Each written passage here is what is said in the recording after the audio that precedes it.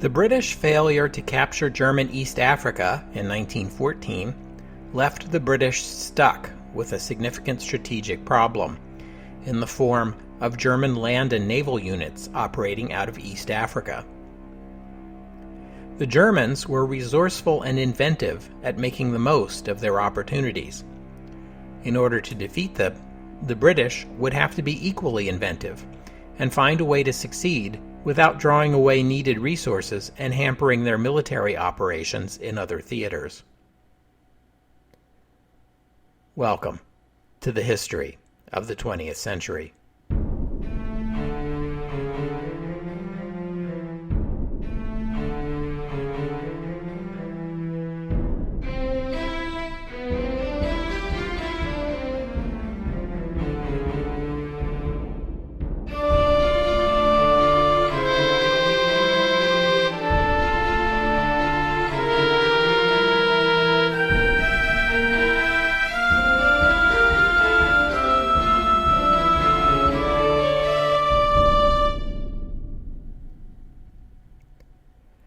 Episode 113, Simpson Circus.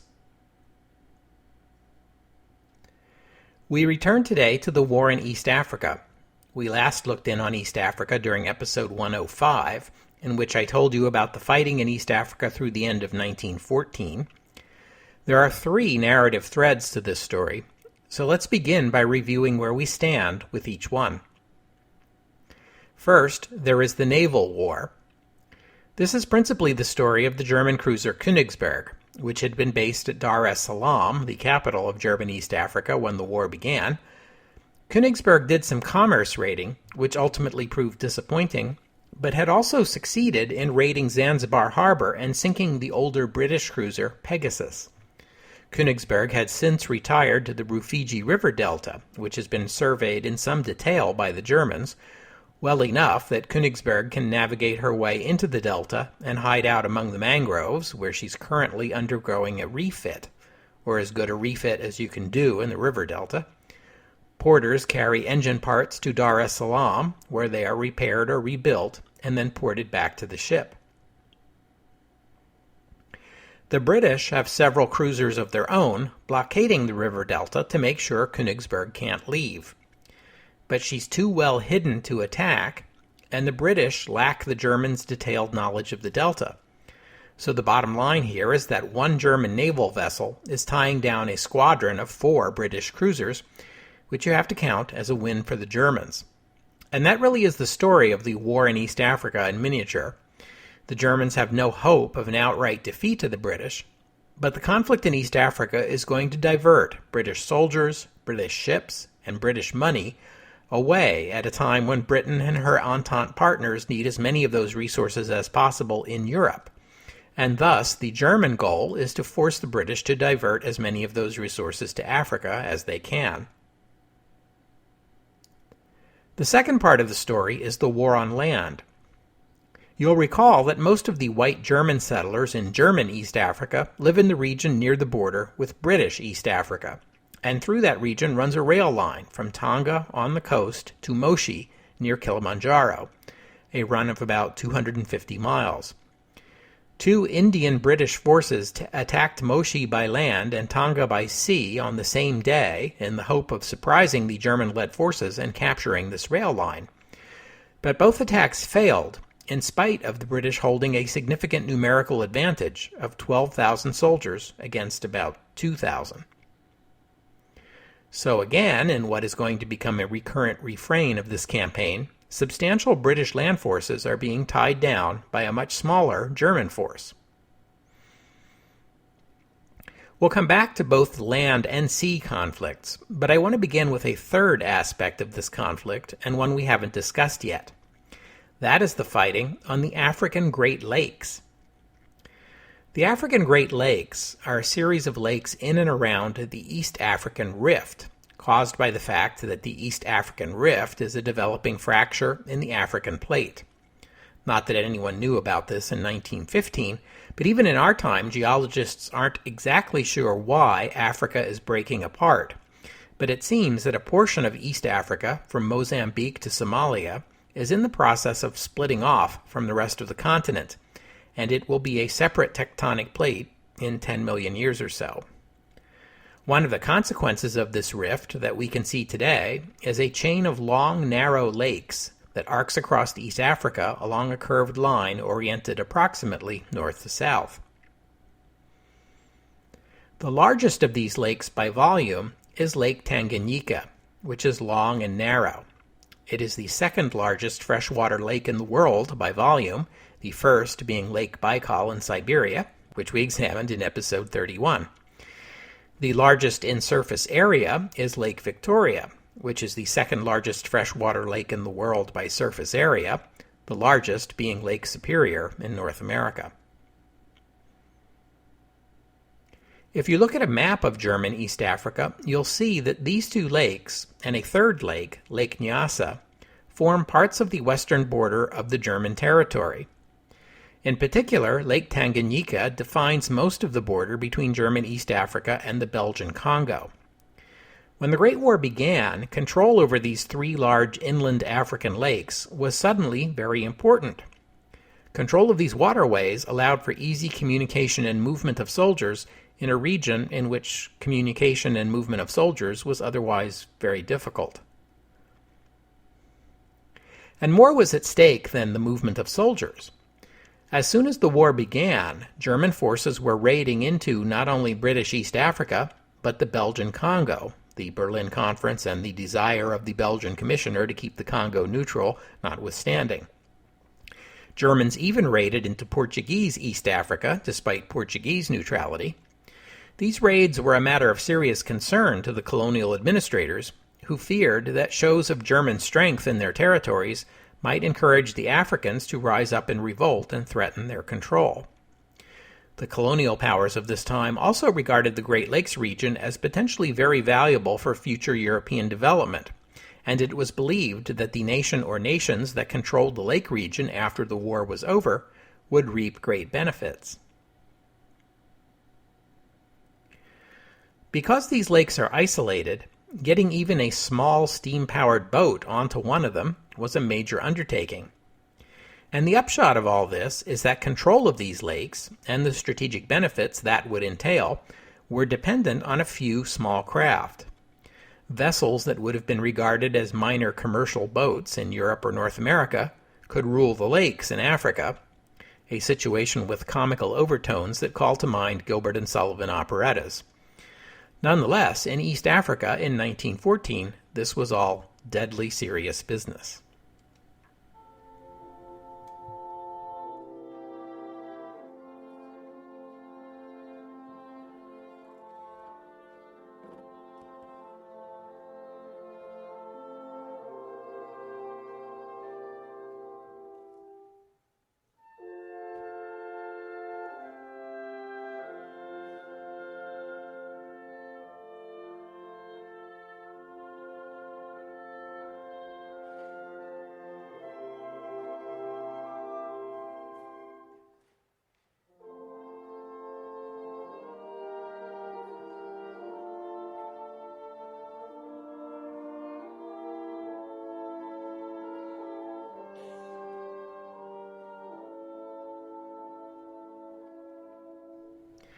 We'll take the story of each of these three lakes in turn, and begin with Lake Nyasa, because that's the easiest one.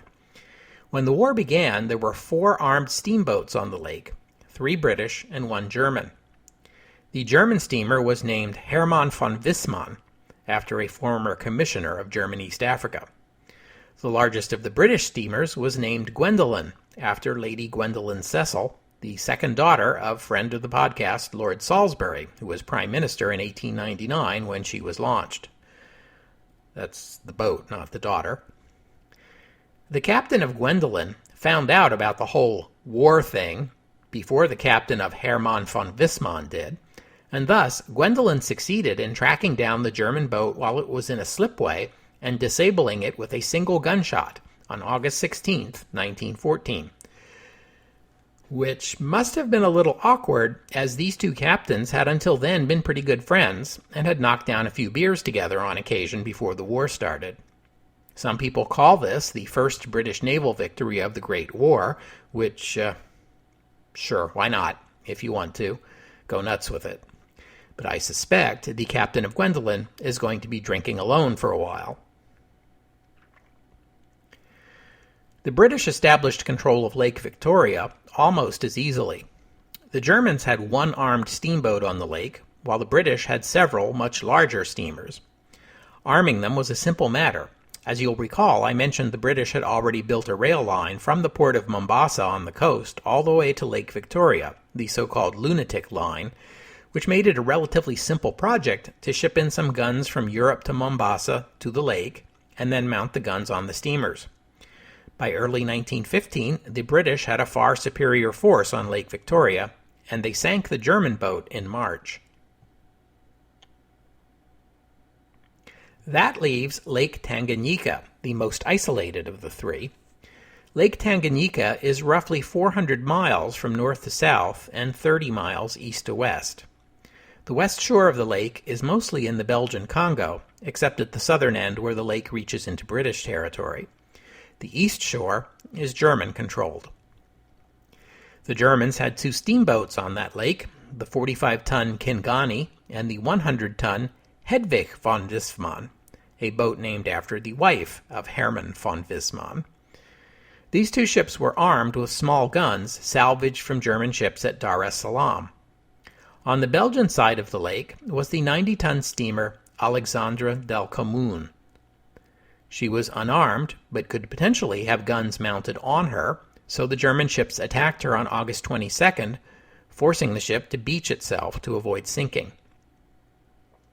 There were also two small unarmed British steamers on the lake, Good News, owned by the London Missionary Society, and Cecil Rhodes, owned by the British African Lakes Corporation. They were both sunk in November. There was also a much larger German ship, the 1,500-ton Graf von Götzen, which had been built in Germany in 1913, then disassembled and shipped to Dar es Salaam in 5,000 crates, which were then taken west by train as far as the rail line went, and then carried by porters overland to the town of Kigoma on the shore of the lake, with the goal of assembling the ship there. This project wasn't yet complete when the Great War began, but by June 1915, Graf von Götzen was fully assembled, armed with guns taken from Königsberg, we'll get back to her later, and patrolling the lake. This meant that the Germans were now masters of the lake, with 3 armed vessels, the largest of which was far bigger and far more heavily armed than anything ever before seen on an African lake. Now, I know what you're thinking. You're thinking, so what?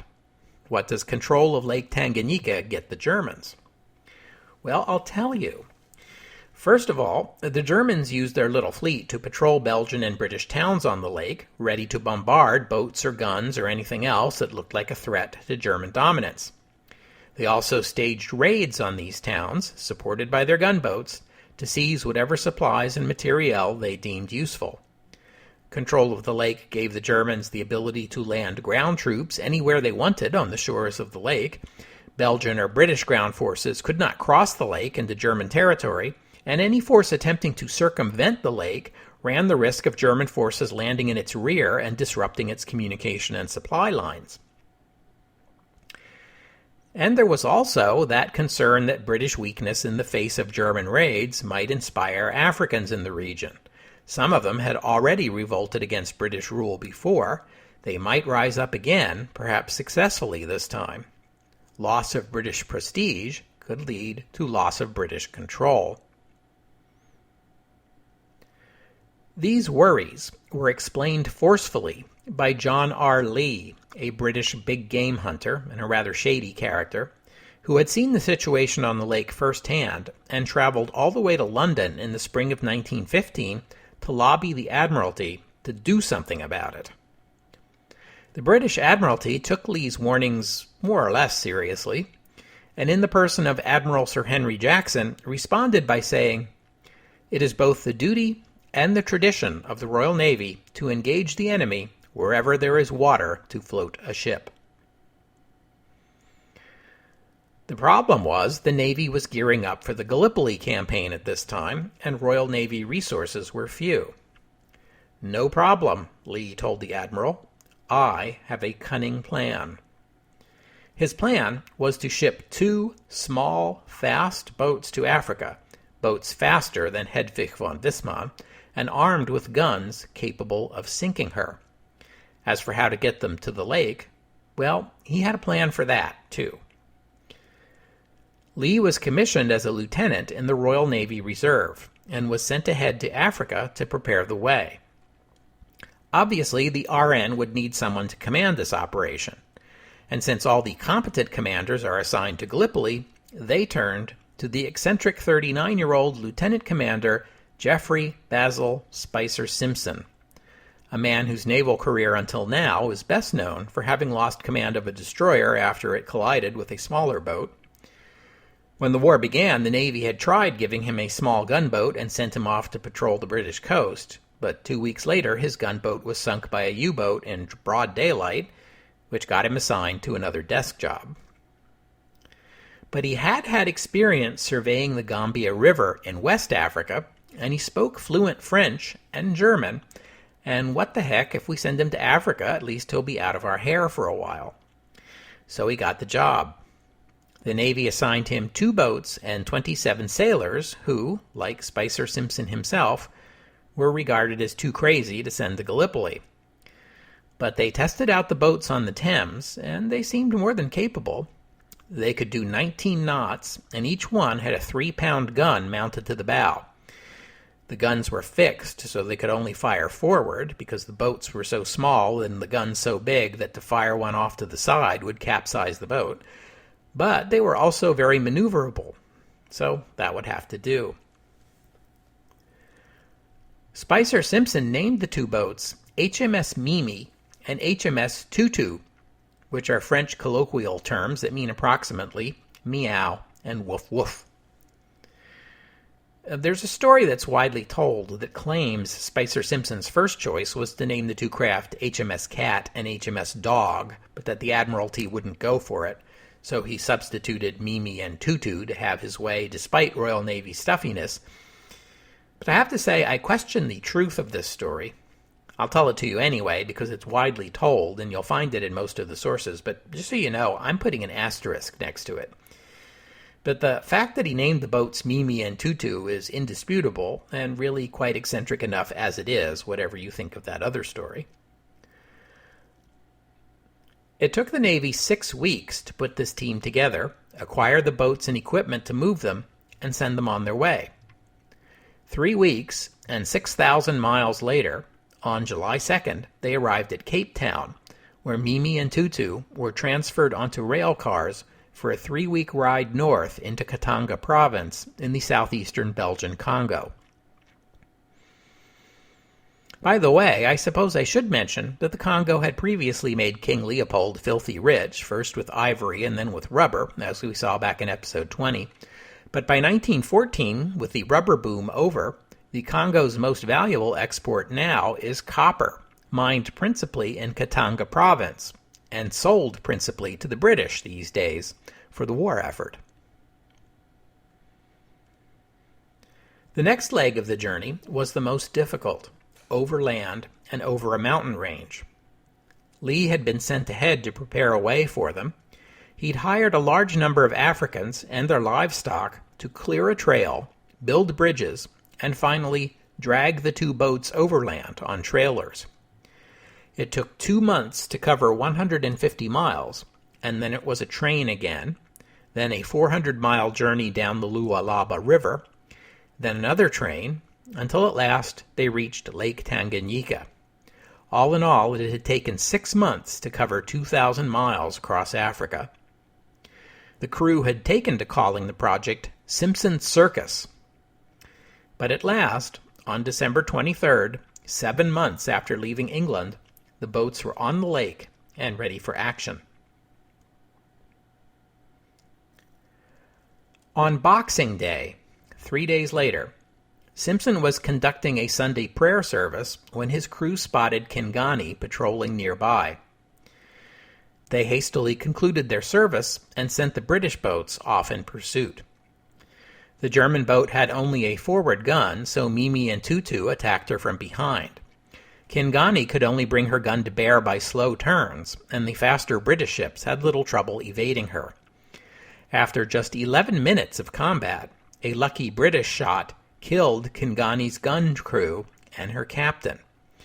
A few more shots, and Kingani was sinking. Her crew surrendered.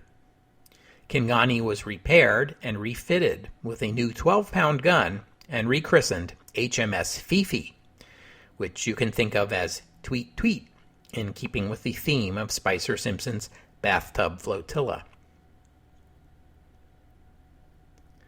The Germans didn't know what had happened to Kingani. They figured she was probably sunk by a lucky shot from a shore gun. On February 8th, it was Hedwig von Wissmann's turn. Now she was ambushed by Mimi, Tutu, and Fifi. She could outrun the heavily armed Fifi, but constant harassing fire from the two smaller, faster boats kept forcing her to change course, which gave Fifi opportunity to draw closer. At last, when defeat was certain, the captain of Hedwig von Wissmann ordered the crew to scuttle her and abandon ship. They were picked up by the British. That left Gudson, which was by now fully operational. She was too big for the British flotilla to take on, but they were too fast for the larger German ship to take on. And so the result was a stalemate. That worked for the British, who did not need to control the lake. All they needed was to keep the Germans from controlling it. In the end, it was the land war that did Gudson in. Once Allied troops began threatening the rail line to the lake, Lettow Vorbeck ordered that Königsberg's guns be returned, and Gudson was scuttled on July 26, 1916. And by the way, the British recovered Gudson after the war and restored her to the service she was originally meant for, that is, a passenger and cargo ferry operating between ports on the lake. She was renamed Liemba, which is a local name for the lake, and still operates to this day as I record this podcast, more than a century after her hull first touched the waters of the lake. For the record, this makes her the only vessel of the Imperial German Navy still in service.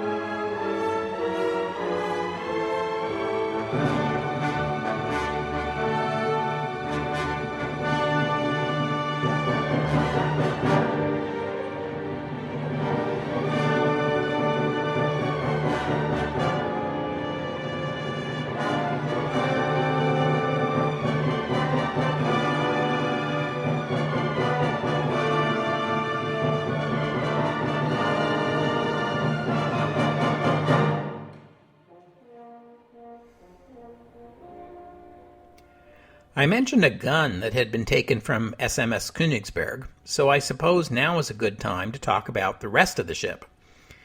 When we last heard from Königsberg, she was hiding out in the Rufiji River Delta, where no British warship dare follow. She was camouflaged, and her crew had taken up defensive positions around the delta. Several British cruisers were blockading the delta, but the British Admiralty increasingly found the situation intolerable. The British were able to hire a few airplanes to do reconnaissance over the delta, and they eventually found the German ship. It was a tricky business. The Germans would fire on the British planes, and although they scored no kills, there were enough close calls to keep the pilots nervous. Worse still were the tropical conditions. The glue that held the wooden parts of the planes together had an unfortunate tendency to come apart in the high heat and humidity. And at this time, all airplanes have some wooden parts, notably the propellers. So, yeah, that's a problem. But it wasn't exactly peaches and cream for the German sailors either.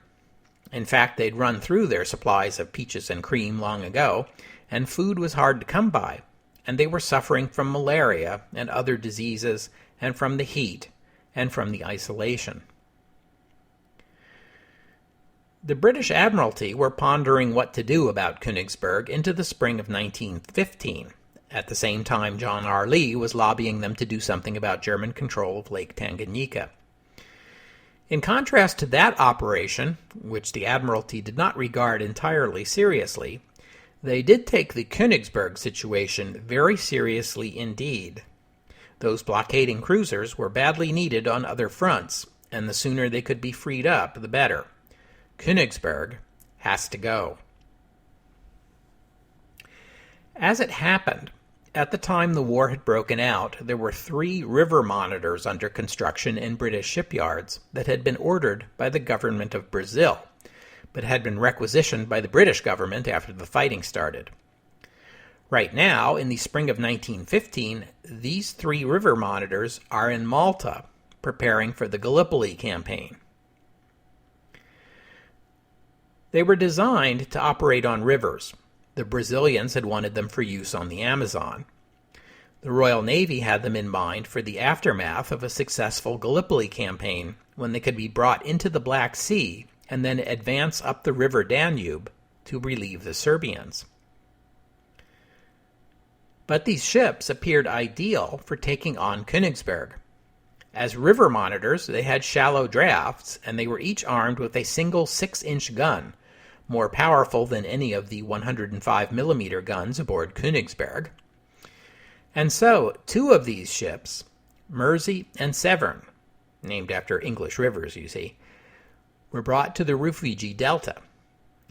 Bigger guns have longer ranges, so it should be possible to station these ships someplace in the delta where they can fire on Königsberg, but Königsberg can't fire back.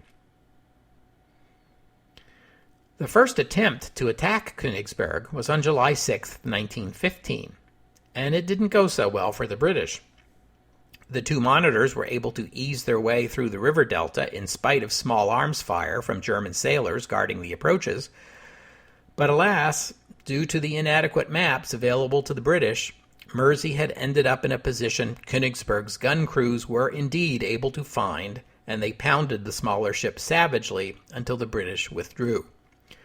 Mersey lost 3 crew members and required repairs. The Germans lost 1 crew member, who had killed himself when shells began raining down on his ship, which gives you some idea of the strain the German crew were under. It was an embarrassing setback for the British, though mitigated somewhat by the news 3 days later, on July 9th, that German Southwest Africa had surrendered, the second German colony in Africa to fall after tiny Togoland. But it also underscored the lack of progress in German East Africa, which was still standing tall almost a year into the war. On July 11th, the British tried again, and this time it worked the way it was supposed to. Königsberg was pounded thoroughly, and the 20 or so blockading British ships also bombarded the delta to prevent the Germans on the ground from firing back or from acting as spotters for Königsberg's guns. By 1 o'clock that afternoon, Königsberg's captain had to admit that his ship was a lost cause.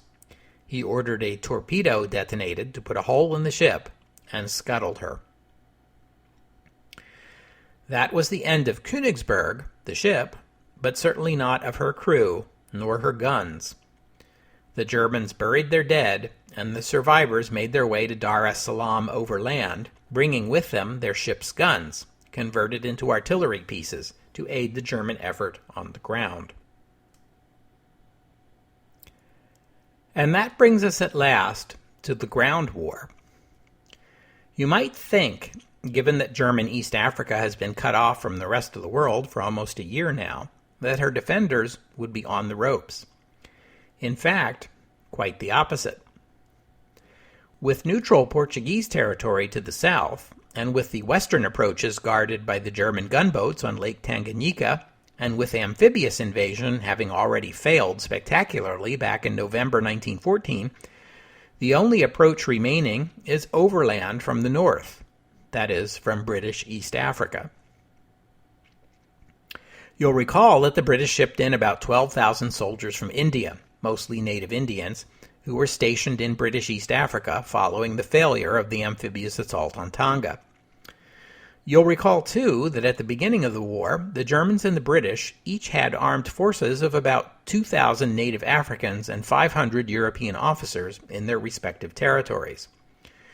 The addition of over 12,000 soldiers from India brings the British total up to something like 15,000 by early 1915. So again, you might be thinking, hey, that sounds like a force that could easily brush aside the Germans and take control of their territory. Maybe.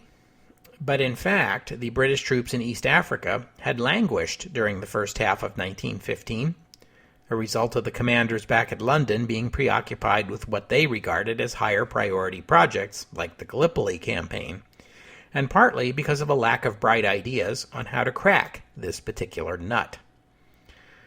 But as the commanders dithered, the soldiers got sick. Malaria and dysentery spread through the British Indian forces.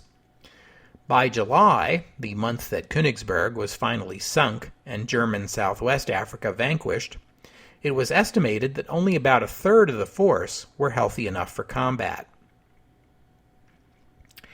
There were the African soldiers, of course. In British East Africa, the colonial soldiers were organized into a regiment called the King's African Rifles back in 1902. Remember, though, that the British were reluctant to use these soldiers for anything other than internal security, because if you give African soldiers modern weapons and send them off to fight Europeans, well, that might give them ideas. Meanwhile, in German East Africa, the military commander there, Paul von Lettow-Vorbeck, well, he had no similar qualms about arming Africans, or at least maybe I should say under the circumstances, with German East Africa cut off from the rest of the German Empire and threatened with British invasion, he was willing to set aside whatever qualms he may have had. By July 1915, the Schutztruppe, the German colonial force, numbered about 9,000 Askaris and 2,000 Europeans, giving the Germans the numerical advantage. This mostly African force was better suited to fighting in what was, after all, their home country. Lettow-Vorbeck himself spoke Swahili, and he treated his African soldiers with respect. When German officers were killed in combat, Lettow-Vorbeck had no problem with promoting Askaris to replace them. "We are all Africans now," he told his troops, and they believed he meant it. In the past 20 years of German colonialism, the Germans had sent scientists and medical researchers to East Africa, and this investment in know-how was now paying off for them. The German soldiers, Africans and Europeans both, got better medical care and were generally healthier than their British counterparts. And when East Africa was under blockade, the Germans, being Germans, proved ingenious at using local materials to manufacture replacements for goods no longer available, such as soap, cooking oil, and quinine, which is a medication used to treat malaria. The locally produced quinine tasted terrible. The soldiers took to calling it Lettow Schnapps after their commander, but it did the trick. Even the brewery in Dar es Salaam had enough hops on hand to continue production through the end of 1915. A defiant Heinrich Schnee, the governor of the territory, boldly proclaimed that German East Africa would fight to the last man. But despite the bold proclamations, the German leadership had to know the odds were against them. The fall of German Southwest Africa and the sinking of Königsberg are omens for what is to come. Surely the Germans are bound to be defeated someday, and someday they will be. But it will take 3.5 more years to defeat a masterfully executed guerrilla war and cost the British, well, far more than they would have been willing to pay. First the South Africans, then the Belgians, then the Portuguese would be enlisted into the campaign to subdue German East Africa. And then at last, the British will be forced to employ even the King's African rifles, with all the risks that entails to the colonial power structure in Africa. But that is a story for another episode. We'll have to stop here for today. Thanks for listening. I would also like to thank Bernard for making a donation, and thank you to Tony for becoming a patron of the podcast. If you're interested in becoming a donor or a patron, head on over to the website, historyofthe20thcentury.com, and click on the PayPal or Patreon buttons. And while you're there, let me remind you again that I post a playlist of the music I use in each episode of the podcast on the website, so if you hear anything that sounds interesting to you, that's how to learn more. Most of the music I use in the podcast is free and downloadable, and the website will tell you where to find it. This episode is the last in the current 3-week block, so I'm going to take next week off, which I will spend researching and writing as usual. But I hope you will join me in 2 weeks' time on the history of the 20th century as we check in again with Albert Einstein. We saw him last 10 years ago in episode 37. Since then, he has been hard at work fleshing out his special theory of relativity into something a little more, general. We'll learn what he came up with in 2 weeks' time on the history of the 20th century. Oh, and one more thing. The campaign in East Africa was an important part of the Great War, and I hope I'm convincing you of that as we examine it together.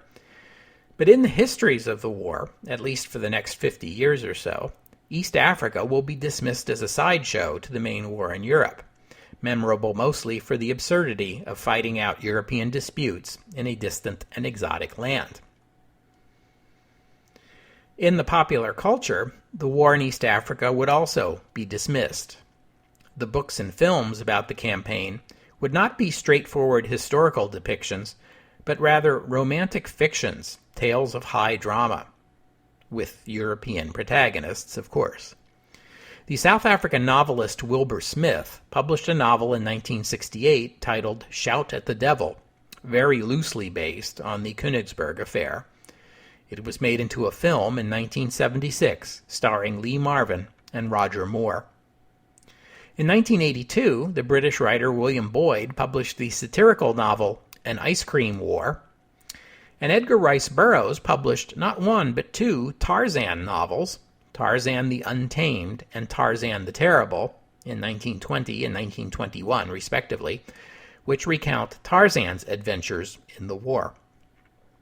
Indiana Jones also made an appearance in German East Africa in an episode of the Young Indiana Jones Chronicles, originally broadcast in 1992. But the most famous depiction in popular culture comes from the 1935 novel written by C.S. Forester, the English writer best known for his Horatio Hornblower series of novels, entitled The African Queen. But of course, it's not the novel that people remember.